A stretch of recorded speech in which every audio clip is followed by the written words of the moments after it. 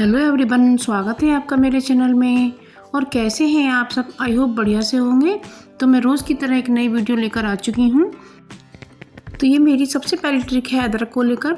जो ये आजकल अदरक आ रहा है, ये बहुत ही अच्छी औषधि का काम करता है और इस अदरक का हमें सेवन ज़रूर से करना चाहिए, क्योंकि आजकल गला दुख रहा है, ठंड हो रही है और नज़ला जुकाम बुखार खांसी हो रही है। तो इसके लिए हम एक बहुत अच्छी रेमेडी तैयार करेंगे। तो सबसे पहले तो हमने अदरक को छील लिया है और अब इसको हम ग्रेट कर लेते हैं और इसको बारीक ग्रेट करना है। और ग्रेट करने के बाद हमें इसका जो इसका जूस निकालना है और इस तरीके से हम अदरक का हमने ग्रेट करके अब इसका जूस निकालेंगे। और इस तरह से इकट्ठा करने के बाद इसे दबा दबा कर इसका हमें जूस निकाल लेना है। हमें बर्तन कुछ इस तरह का गहरा लेना है, जैसे कि चमचा या कटोरी होती है।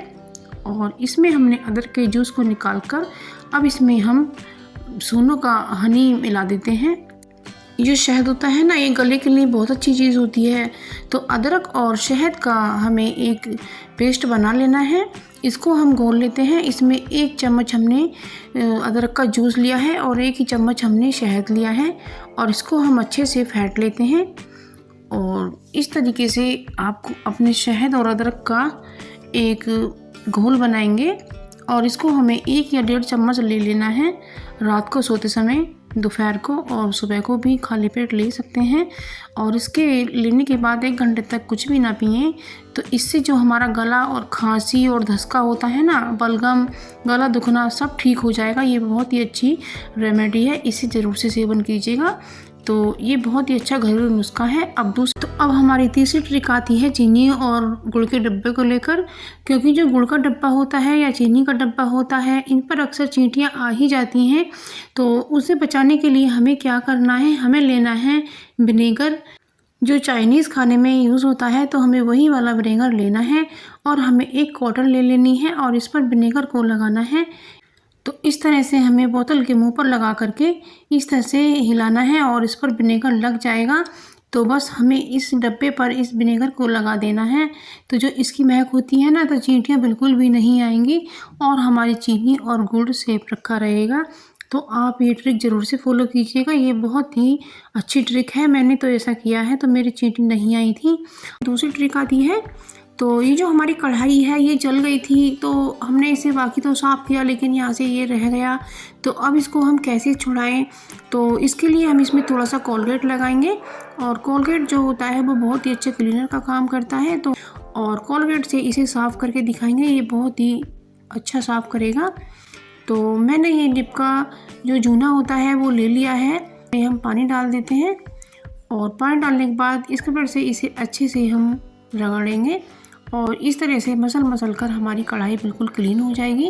तो कोलगेट की सहायता से ये निशान जल्दी से हटने लगा है। तो देख सकते हैं फ्रेंड्स, इसमें कितना कालापन निकल कर आया है। और तो आप मेरे चैनल पर नए हैं तो मेरे चैनल को जरूर से सब्सक्राइब कीजिएगा और मेरी वीडियो को लाइक, शेयर और कमेंट कीजिएगा। देखो, अब हम इस कढ़ाई को धो लेते हैं। तो हमारी कढ़ाई बिल्कुल साफ़ हो गई है। तो देख सकते हैं आप कितनी चमकदार हो गई है। तो आप भी अपनी कढ़ाई को इस तरह। तो अब ये अगली ट्रिक आती है हमारी, ये जो हमारे डिस्पोजल डब्बे निकलते हैं, जब हम कोई सब्ज़ी वगैरह मंगाते हैं तो उसमें ये डब्बे अक्सर निकल आते हैं। तो हमें फेंकना इन्हें बिल्कुल भी नहीं है और इनका यूज़ लेना है। तो हमने इसे धोकर साफ़ कर लिया है और सुखा भी लिया है। तो अब जैसे हमारे यहाँ कोई मेहमान वगैरह आते हैं तो हम उन्हें नाश्ता लगाते हैं और नाश्ता वो छोड़ देते हैं। तो इस तरह से इन डब्बों में आप अपने नाश्ते को रख सकते हैं। तो हमारे ये जो लड्डू बच गए थे हमने इसमें रख दिए हैं। तो इसलिए जो डब्बे होते हैं ये हमारे बहुत यूज़फुल हो सकते हैं, आप इन्हें बिल्कुल भी ना फेंकें। अब ये अगला डब्बा है हमारा, तो ये तो थोड़ा बड़ा है और ये जो आप देख सकते हैं ये माइक्रोवेव सेफ है। तो आप इन्हें बिल्कुल भी ना फेंकें, आप अपने माइक्रोवेव में इसमें खाना गर्म करने का काम कर सकते हैं और इसमें आप कुछ केक वगैरह भी बना सकते हैं। जैसे छोटा सा केक बनाना होता है वो इसमें बहुत आसानी से बन जाता है।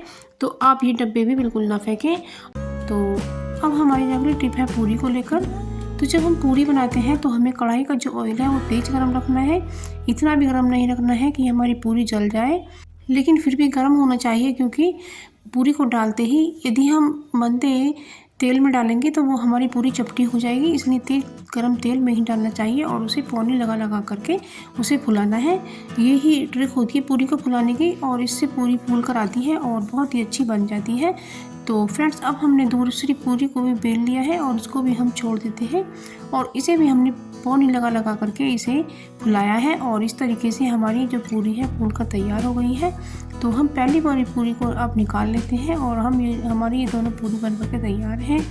तो आप जब पूरी बनाएं तो तेल को अच्छे से गर्म करें, फिर उसमें पूरी डालें और इसे कलछी से दबा कर सेकें तो ये फूल कर आती है, चपटी बिल्कुल भी नहीं होती है और क्रिस्पी भी बनती है। तो यही पूरी बनाने की ट्रिक होती है।